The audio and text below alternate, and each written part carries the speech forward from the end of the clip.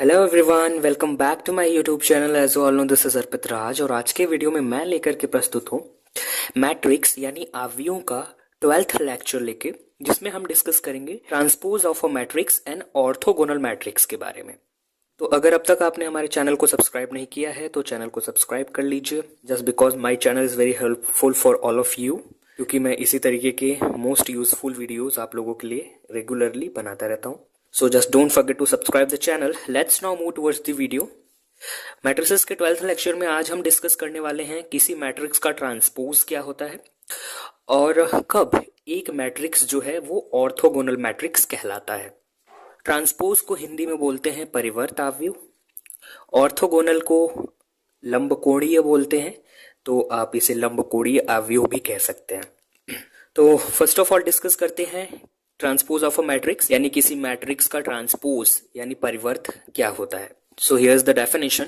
Suppose A equals to Aij M cross N is any matrix. मान लीजिए कि A M cross N order का कोई एक मैट्रिक्स दिया गया है। Then a matrix obtained by interchanging the rows and columns of matrix A is called the transpose of A। तो एक ऐसा आव्यूह जो कि प्राप्त किया जाता है आव्यूह ए के पंक्तियों और स्तंभों को आपस में चेंज कर देने पे। इंटरचेंज का मतलब होता है जब किसी सिस्टम के अंतर्गत की चीजों को आप आपस में बदलते हैं तो उसे बोलते हैं इंटरचेंज, और जब किसी एक चीज को बदल कर आप कोई दूसरी चीज लेते हैं तो उसे बोलते हैं एक्सचेंज, है ना। तो यहाँ पे कहा जा रहा है कि अगर ए कोई एक M क्रॉस N कोटि का आव्यूह है तो एक ऐसा आव्यूह जो कि आव्यूह ए के पंक्तियों तथा स्तंभों को इंटरचेंज कर देने पे यानी आपस में बदल देने से प्राप्त होता है, उस आव्यूह को हम कहते हैं आव्यूह ए का परिवर्त आव्यूह। मीन्स अगर आपको एक मैट्रिक्स ए दिया गया है तो उसमें ऑब्वियसली उसमें कुछ पंक्तियां होंगी यानी रोज होंगे और कुछ कॉलम्स होंगे, तो आप उस आव्यूह ए की सहायता से एक दूसरा आव्यूह बनाएंगे जिसमें आव्यूह ए की जो पंक्तियां थी उन पंक्तियों को दूसरे आव्यूह में स्तंभ बना देंगे, और आव्यूह ए के जो स्तंभ थे वो दूसरा आव्यूह जो आप बना रहे हैं उसमें उस आव्यूह की पंक्तियां बन जाएंगी। तो इस प्रकार से हम आव्यूह ए के पंक्तियों और स्तंभों को इंटरचेंज कर देते हैं, और इस प्रकार से इंटरचेंज करने के बाद जो हमें मैट्रिक्स ऑब्टेन होता है वो कहलाता है पहले वाले आव्यूह ए का परिवर्त आव्यूह या फिर transpose of matrix A. The transpose of A is denoted as A dash और A to the power T। आव्यूह ए का जो परिवर्त होता है उसको हम A डैश से प्रदर्शित करते हैं या A प्राइम भी बोलते हैं, या फिर A की घात की तरह या फिर A की घात पर T कैपिटल T से प्रदर्शित करते हैं। T stands for transpose of A। यहाँ पे एक नोट है जो कि कहा जा रहा है the process of interchanging the rows and columns of a matrix is called transposition. यानी कि ये जो प्रोसेस आप इस्तेमाल कर रहे हैं किसी दिए गए मैट्रिक्स के पंक्तियों को स्तंभों में और स्तंभों को पंक्तियों में जो कन्वर्ट कर दे इंटरचेंज कर दे रहे हैं, इस प्रोसेस को कहा जाता है ट्रांसपोजिशन।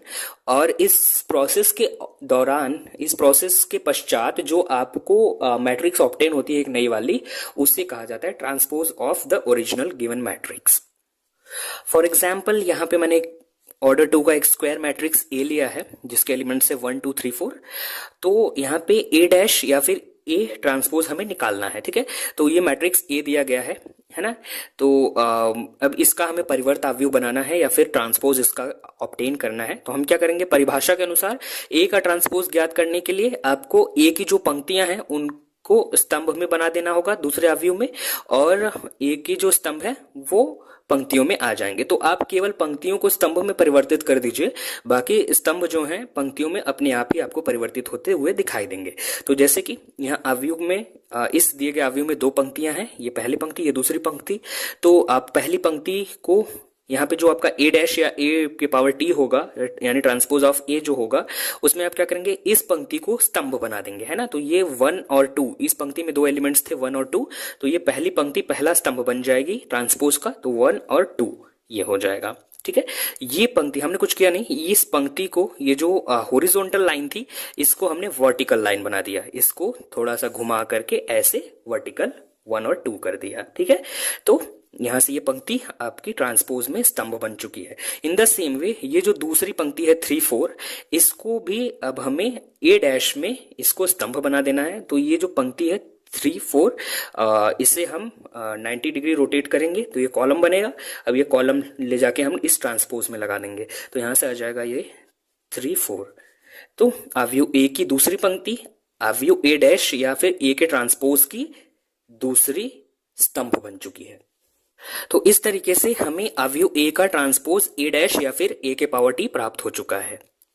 आप ध्यान से देखें तो यहाँ पे अवयव ए में जो पंक्तियां थी वो स्तंभ बन चुके हैं और जो स्तंभ थे 1 3 ये स्तंभ है। तो आप यहाँ पे देखेंगे तो 1 3 से आपका पंक्ति बन चुका है अवयव ए डैश का यानी ए के परिवर्त का। उसी तरह से 2 4 एक स्तंभ था अवयव ए में, तो यहाँ पे 2 4 जो होगा वो अवयव ए डैश यानी ए के परिवर्त अवयव में पंक्ति बन चुका है। इन द सेम वे जो यहाँ पे दूसरा एग्जाम्पल है वो है 2 क्रॉस 3 ऑर्डर का एक मैट्रिक्स दिया गया है जिसका कि हमें परिवर्त अवयव यानी ट्रांसपोज ऑफ ए ज्ञात करना है। तो यहाँ पे आप देख पा रहे हैं इसमें 2 पंक्तियां 3 स्तंभ है। तो हम क्या करेंगे ट्रांसपोज ज्ञात करने के लिए पंक्ति को स्तंभ में चेंज करना है। तो पंक्ति में 3 एलिमेंट्स हैं, है ना। तो यहाँ पे अब इस पंक्ति को ट्रांसपोज में हमें स्तंभ में परिवर्तित करना होगा। तो एक स्तंभ में 3 एलिमेंट्स आएंगे क्योंकि इस पंक्ति में 3 एलिमेंट्स थे और इस पंक्ति को अब हमें स्तंभ बनाना है इस मैट्रिक्स में। तो यानी कि एक स्तंभ में अब 3 एलिमेंट्स आएंगे तो 1 2 3 हो जाएगा। ये पहली पंक्ति यहाँ पे पहला स्तंभ बन चुका है और ये जो दूसरी पंक्ति है इसे अब हम यहाँ पे दूसरा स्तंभ बनाएंगे। तो इसमें भी 3 एलिमेंट्स है तो यहाँ पे 4 5 6 ये दूसरी पंक्ति इसका दूसरा स्तंभ बन चुका है परिवर्त का, है ना।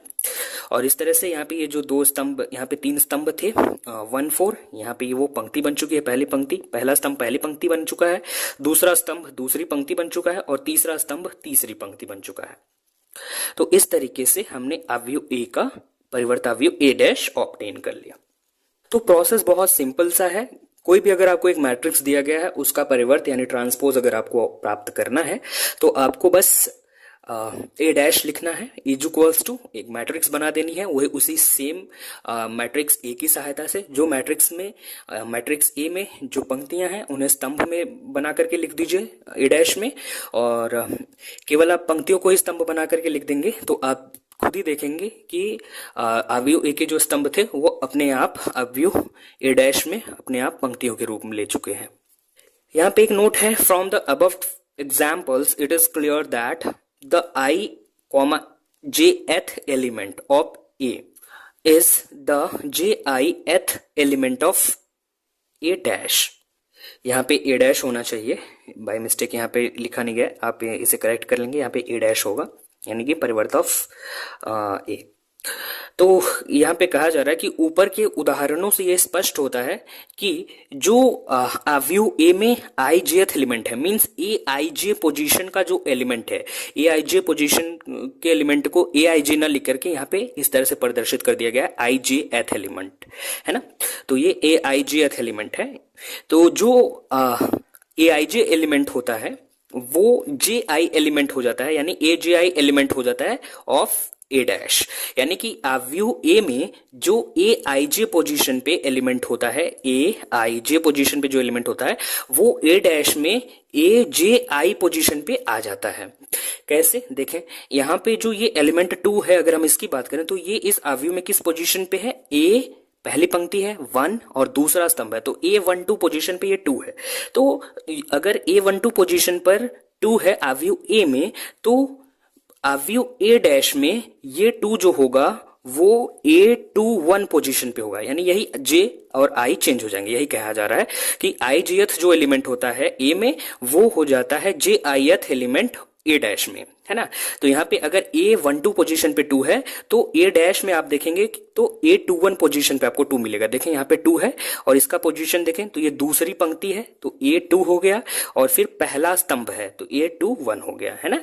तो इस तरीके से यहाँ से ये मिलता है कि the ijth element of A is the jith element of A dash.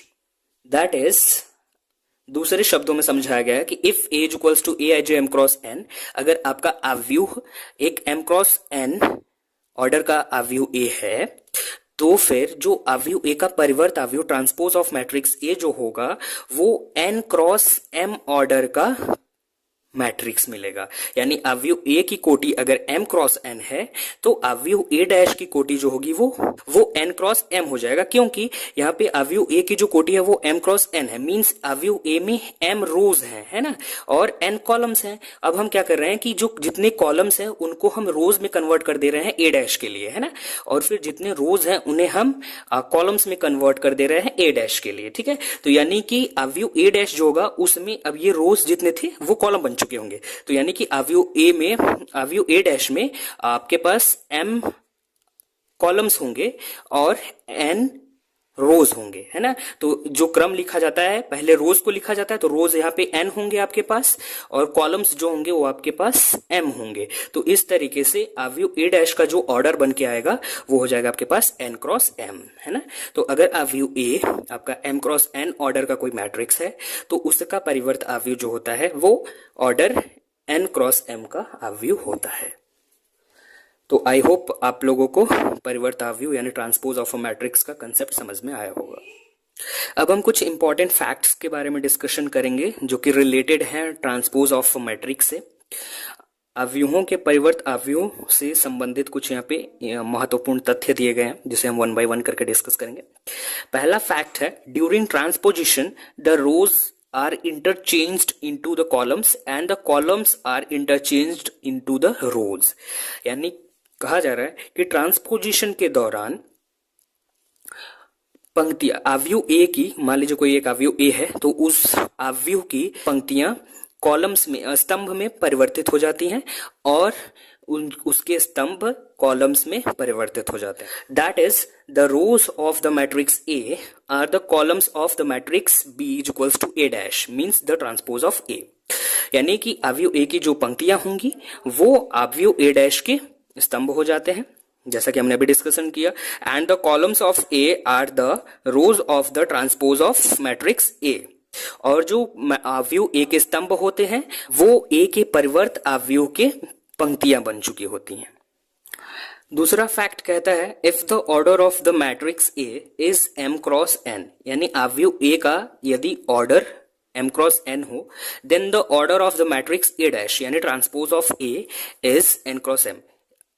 Just we have discussed earlier कि अगर आपके पास ए कोई एक मैट्रिक्स है, जैसे 1 2 3 4 5 6, ये है 2 क्रॉस 3 का ऑर्डर का मैट्रिक्स, तो जो इसका ट्रांसपोज होगा वो बनेगा, पंक्ति को स्तंभ में कन्वर्ट करेंगे तो 1 2 3 और यहाँ पे 4 5 6, तो यहाँ से ए डैश जो आपका आ जाएगा, इसमें देखेंगे 3 पंक्तियां और 2 स्तंभ है।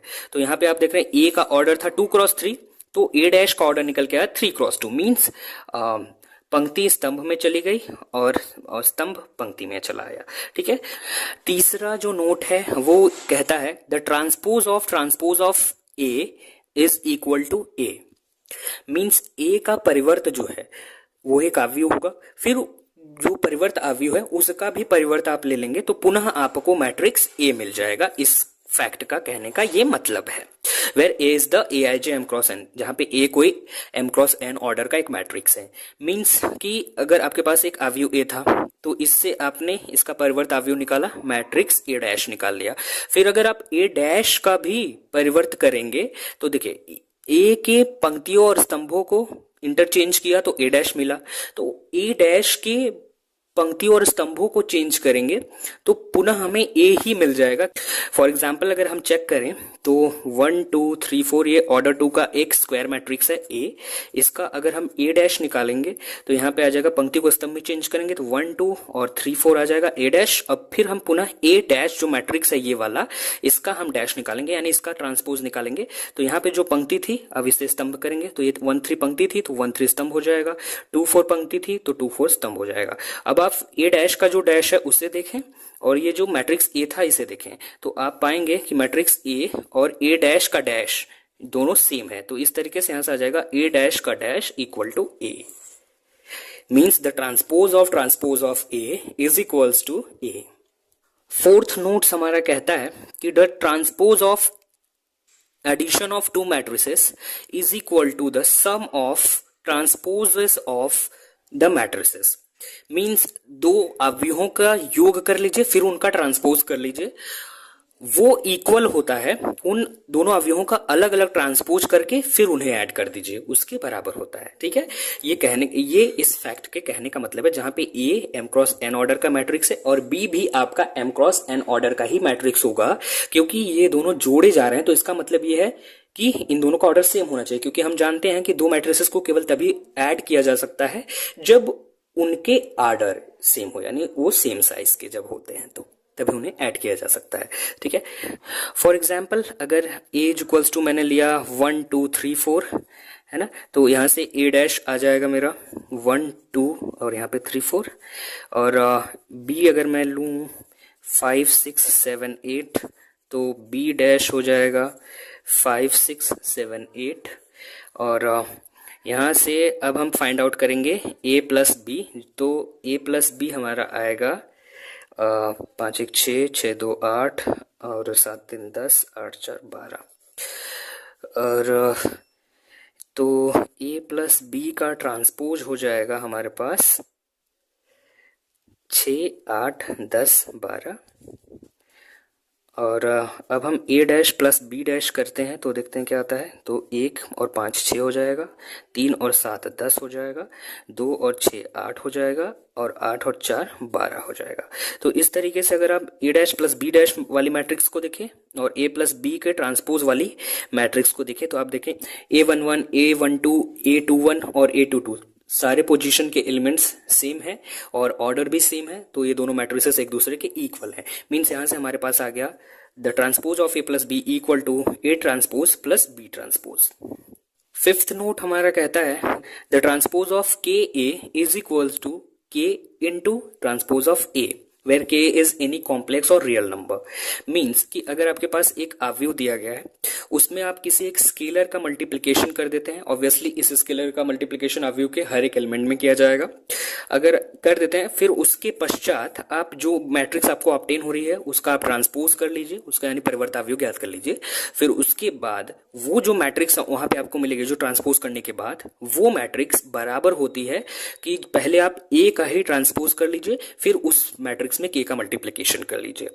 तो यहां से means the transpose of K A is equals to K into transpose of ए। इसे हम एक एग्जांपल से अगर देखें तो ए इक्वल्स टू ले लेते हैं 1 2 3 4, तो यहां से हमारे पास आएगा ए डैश इक्वल टू 1 2 3 एंड 4, और फिर इसमें हम के का मान ले लेते हैं 2। ठीक है, तो अब हम निकालते हैं 2a, यहाँ पे है हमारा ट्रांसपोज ऑफ के ए, तो यहाँ पे पहले हम 2a निकालें फिर उसका ट्रांसपोज करेंगे, तो 2a इक्वल टू आ जाएगा हमारा 2 एकम 2 2 दूना 4 2 3 6 2 चौके 8, फिर उसके बाद हम यहाँ से 2a इसका ट्रांसपोज करेंगे तो ये निकलेगा 2 4 6 8। अब हम चेक करते हैं पहले ए डैश, अब हम 2a डैश निकाल लेते हैं, तो ए डैश हमारा ये रहा, इसमें 2 का मल्टीप्लिकेशन करेंगे तो ये आएगा हमारा 2 6 4 एंड 8, आप चेक कर सकते हैं। तो यहां से अगर आप ये 2a डैश को वाली मैट्रिक्स को देखें और यहाँ पे 2a होल डैश वाली मैट्रिक्स देखें तो आप पाएंगे कि ये दोनों मैट्रिसेस सेम हैं। तो यहां से हमारे पास आ गया के ए होल डैश इक्वल टू के ए डैश, है ना। सिक्स्थ फैक्ट जो है वो हमारा कहलाता है रिवर्सल लॉ ऑफ ट्रांसपोज। तो इसके अकॉर्डिंग किन्हीं दो अवयवों के गुणन का परिवर्त जो होता है उन दोनों अवयवों में से दूसरे अवयव का परिवर्त गुणे पहले अवयव के परिवर्त के बराबर होता है। तो A B whole dash equal to B dash A dash where A and B are conformable to multiplication. Conformable to multiplication का मतलब ये होता है कि दो अवयवों के मल्टीप्लीकेशन के लिए एक अनिवार्य प्रतिबंध होता है कि पहले अवयव में स्तंभों की संख्या दूसरे अवयव में पंक्तियों की संख्या के बराबर होनी चाहिए। तो वो कंडीशन यहाँ पे फुलफिल होना चाहिए। अगर वो कंडीशन फुलफिल हो रहा है यानी मल्टीप्लीकेशन किया जा सकता है, तब फिर ये रूल ऑलवेज ट्रू होता है। यही था कहने का मतलब conformable to multiplication. This sixth property is called the reversal law of transpose। ये जो छठी प्रॉपर्टी है इसे कहा जाता है रिवर्सल लॉ फॉर ट्रांसपोज, है ना। रिवर्सल लॉ फॉर ट्रांसपोज इसलिए कहा जा रहा है कि ट्रांसपोज आप यहाँ पे ले रहे हैं मल्टीप्लिकेशन का, और यहाँ पे ए बी का आपने ट्रांसपोज करा तो यहाँ पे बी डैश ए डैश आ रहा है, मतलब ए बी आपने क्रम बनाया था लेकिन आपको बी ए मिल जा रहा है ना। तो यहाँ पे रिवर्स ऑर्डर आ गया, तो इसलिए यहाँ पे कहा जाता है reversal law for transpose. That is the transpose of the product of A and B is equal to the product of transposes of B and A taken in reverse order. Seventh property कहती है there are some special types of matrices whose transposes are again themselves, यानी कि कुछ विशेष प्रकार की ऐसी matrices भी होती हैं जिनका ट्रांसपोज करिए तो वो उन्हीं के बराबर आ जाए, मतलब वो खुद का ही ट्रांसपोज होती हैं। That is which are the transposes of themselves, यानी वो खुद ही खुद का परिवर्त आव्यूह होती हैं।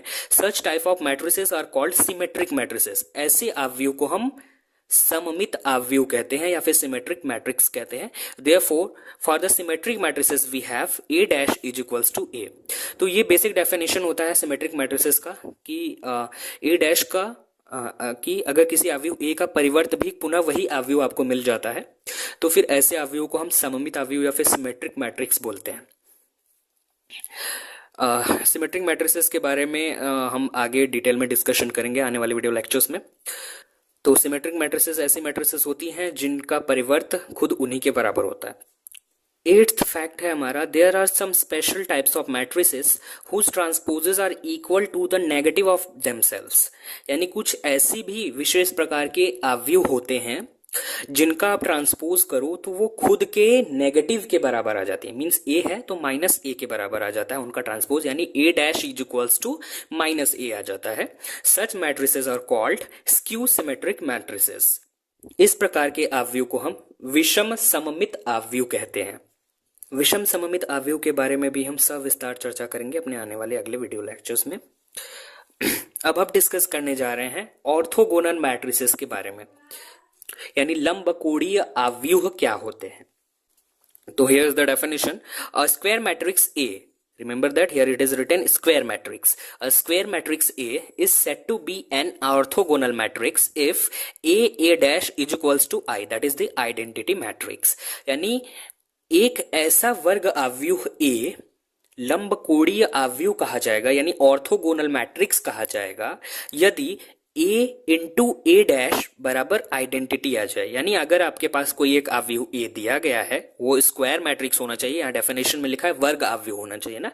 तो यहाँ पे अगर आपके पास कोई एक वर्ग आव्यूह इस प्रकार से है कि उसका आप ट्रांसपोज निकाल लीजिए, है ना, A का ट्रांसपोज ए डैश लिख लीजिए चाहे A के पावर T लिख लीजिए, तो उसका ट्रांसपोज निकालिए और उन दोनों का मल्टीप्लीकेशन कर लीजिए, है ना, ए डैश निकाल लीजिए आप। अगर ए डैश निकाल लेते हैं तो फिर अगर ये चीज ए डैश ये मल्टीप्लिकेशन सेम ऑर्डर की आइडेंटिटी मैट्रिक्स आपको मिल जाती है कि इक्वल आ जाती है तो फिर हम कहते हैं कि जो आव्यूह ए था हमारा वो ऑर्थोगोनल था, है ना।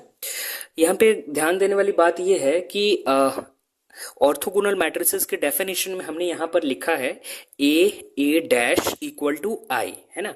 तो आपके मन में ये सवाल आ सकता है कि क्या हम A dash into A equal to I नहीं लिख सकते इस डेफिनेशन को।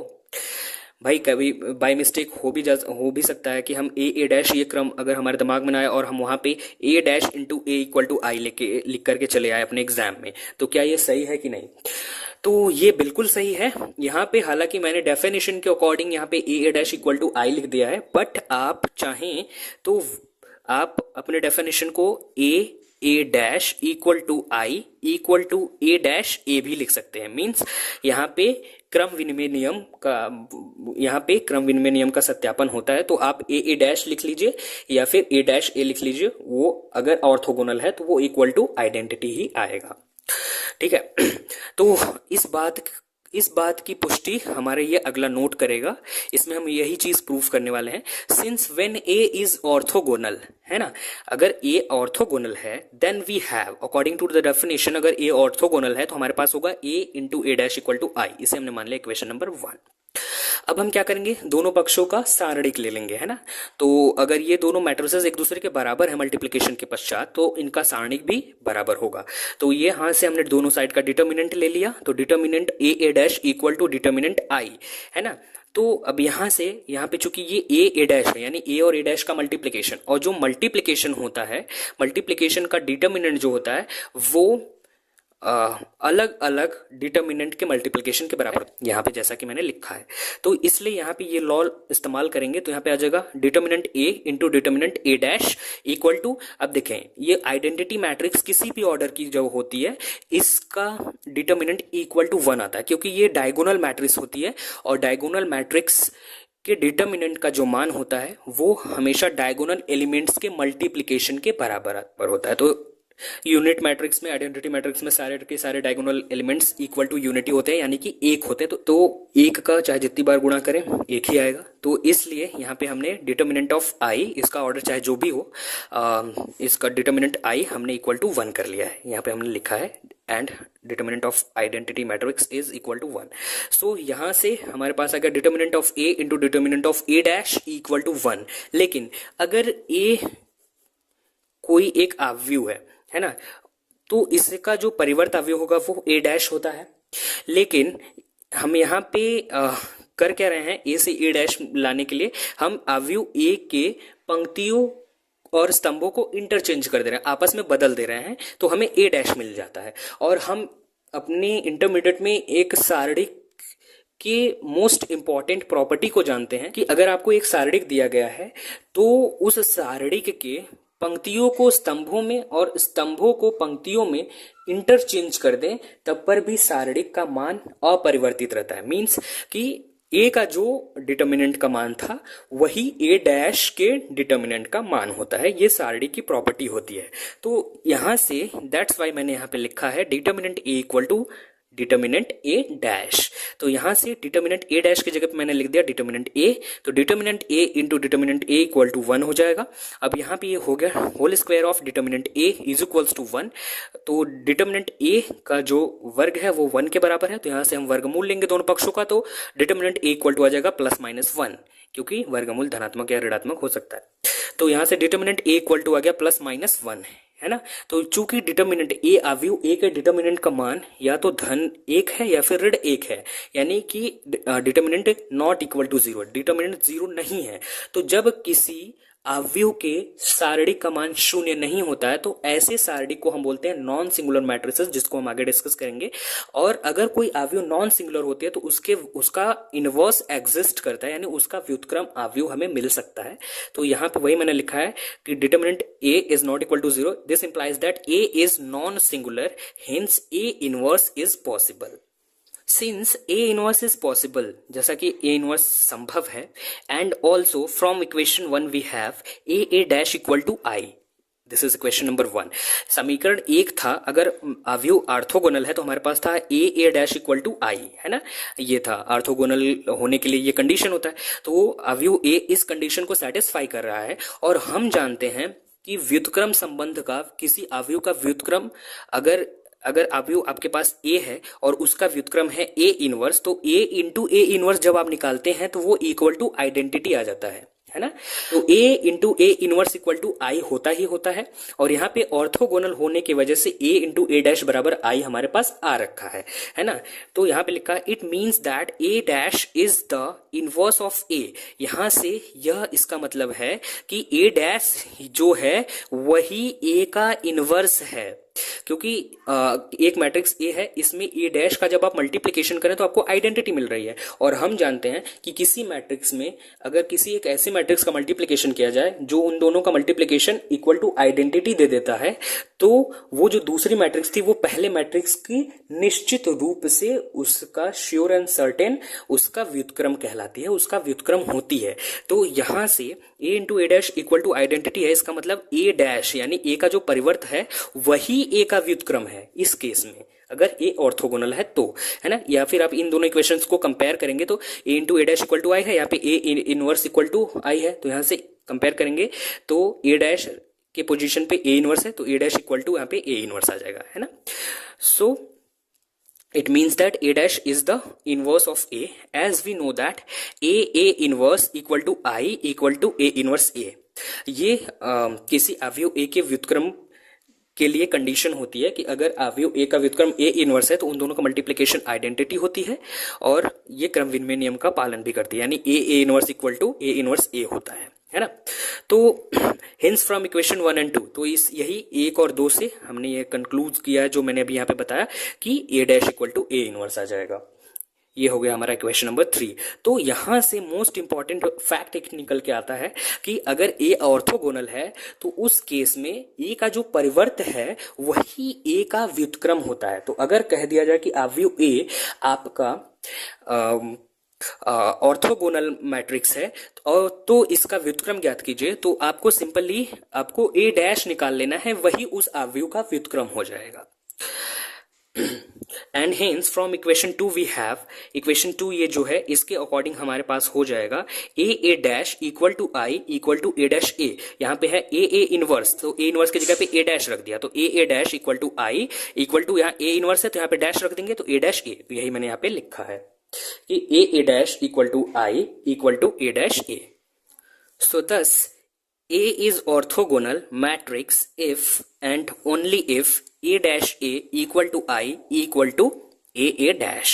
तो ये if and only if condition है किसी मैट्रिक्स A के लिए ऑर्थोगोनल होने को। यहाँ से इस सवाल का जवाब कि हम A dash equal to I लिखें या फिर A dash A equal to I लिखें, उसका ये जवाब है कि आप डेफिनेशन में ए डैश इक्वल टू आई लिखते हैं या फिर ए डैश ए इक्वल टू आई लिखते हैं, ये दोनों ही सही है, इससे कोई भी फर्क पड़ने वाला नहीं है ना। बस आपको लिखना है, ये नहीं कि लिखे ही ना। यहाँ पे मैंने एक एग्जाम्पल लिया है ऑर्थोगोनल मैट्रिसेस से रिलेटेड। यहाँ पे कहा जा रहा है show that the matrix A equals to square matrix of order 2। Obviously यहाँ पे स्क्वायर मैट्रिक्स ही होगा क्योंकि डेफिनेशन में भी यही कहा गया है, और जिसके एलिमेंट्स हैं cos theta sine theta minus sine theta cos theta is orthogonal. हमें प्रूव करना है कि ये जो मैट्रिक्स ए है ये ऑर्थोगोनल है। तो ऑर्थोगोनल की कंडीशन हम जानते हैं होती है ए डैश इक्वल टू आई। आप चाहे तो A dash A equal to आई भी प्रूव कर सकते हैं, आप स्वतंत्र हैं।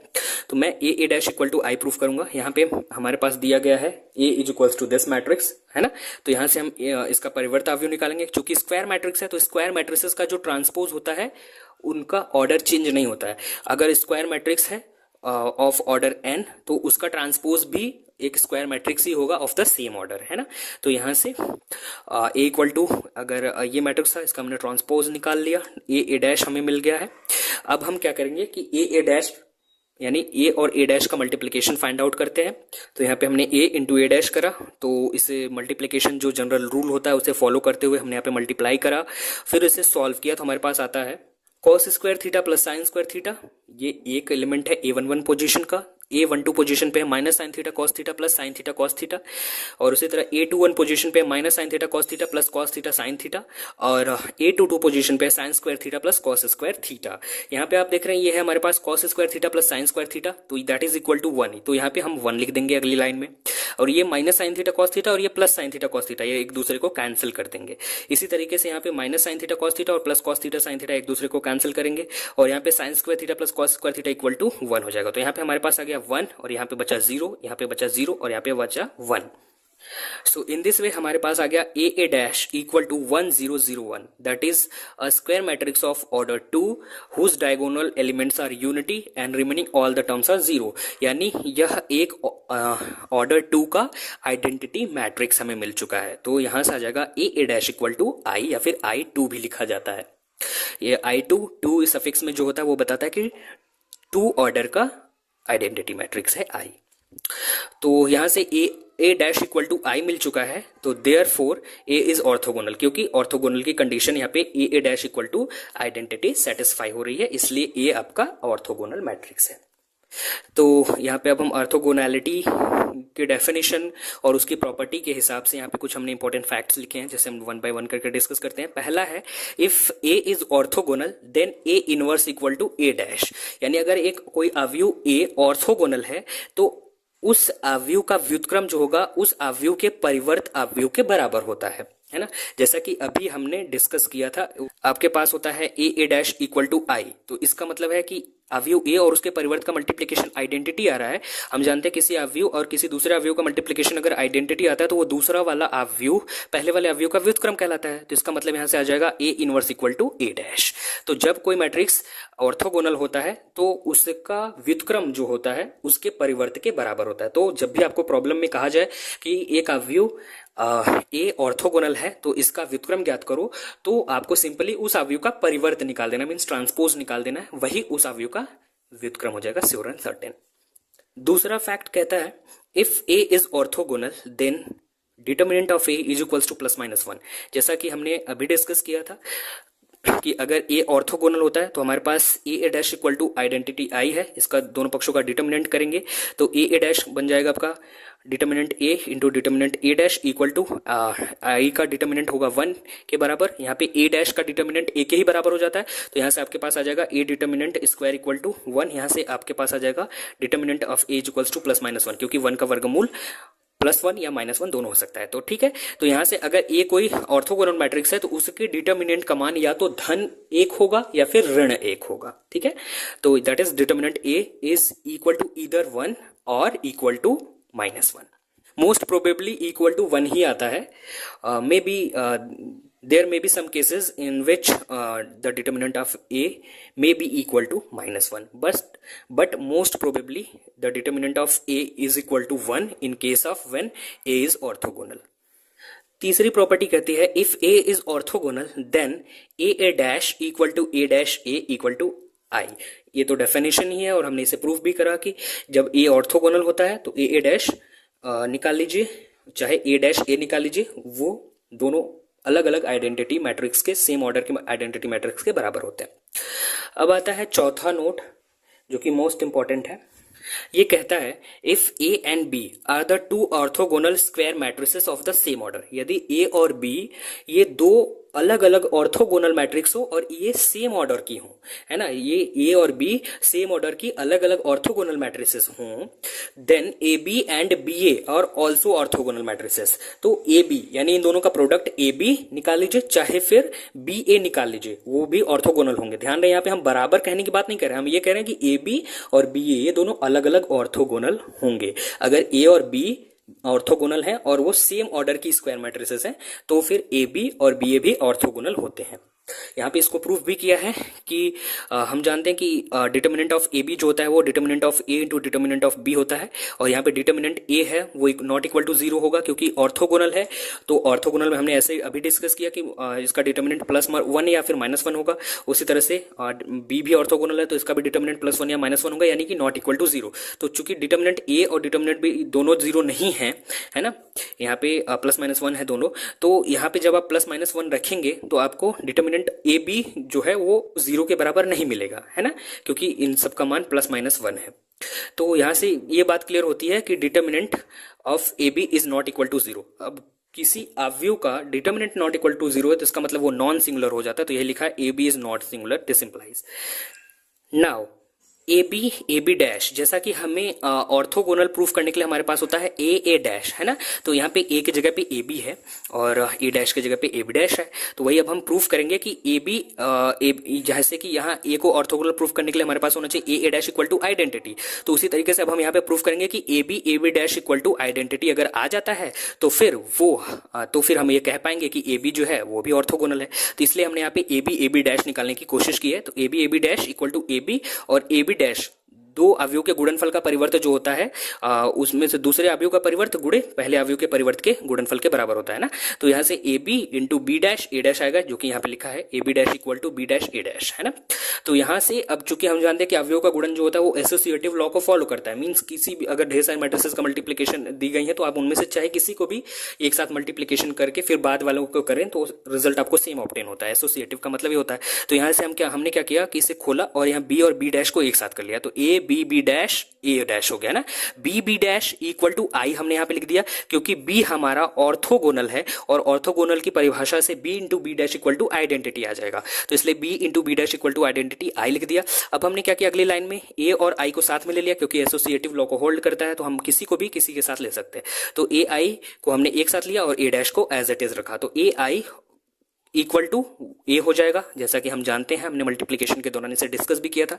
तो ए आई इक्वल टू ए यहाँ पे रख दिया मैंने, और यहाँ पे ए डैश था, तो ए डैश हमें ऑब्टेन हो गया इस तरीके से। और हम जानते हैं कि ए ऑर्थोगोनल है, तो ए डैश इक्वल टू भी आइडेंटिटी मैट्रिक्स होगा, तो यहाँ पे हम डायरेक्टली आई लिख देंगे। तो इस तरह से हमें मिल गया A B into A B dash equal to identity matrix. तो चूंकि ए बी और ए बी के परिवर्त का गुणनफल इकाई आव्यूह के बराबर है, तो इसका मतलब ये हो गया कि ये ऑर्थोगोनैलिटी के कंडीशन को सेटिस्फाई करता है, यानी मैट्रिक्स ए बी भी ऑर्थोगोनल मैट्रिक्स है। ठीक है, thus A B is an orthogonal matrix. The similar process can be applied to proof B A is orthogonal, यानी कि अभी आपको जो प्रूफ करना है कि बी ए भी ऑर्थोगोनल होता है, तो यही इसी तरीके का सेम प्रोसेस आप अप्लाई करके, वहां यहाँ पे आपने ए बी लिया था, अब अगली बार आप बी ए लेकर के सेम प्रोसेस अप्लाई करके आप प्रूफ कर सकते हैं कि बी ए भी ऑर्थोगोनल होता है। So that's all about my today's presentation. Hope you all will like the video and subscribe the channel. If still you have any doubt or query, you can ask me via the comment box. So see you very soon with a new video. So just don't forget to subscribe the channel. Thank you very much for watching this video.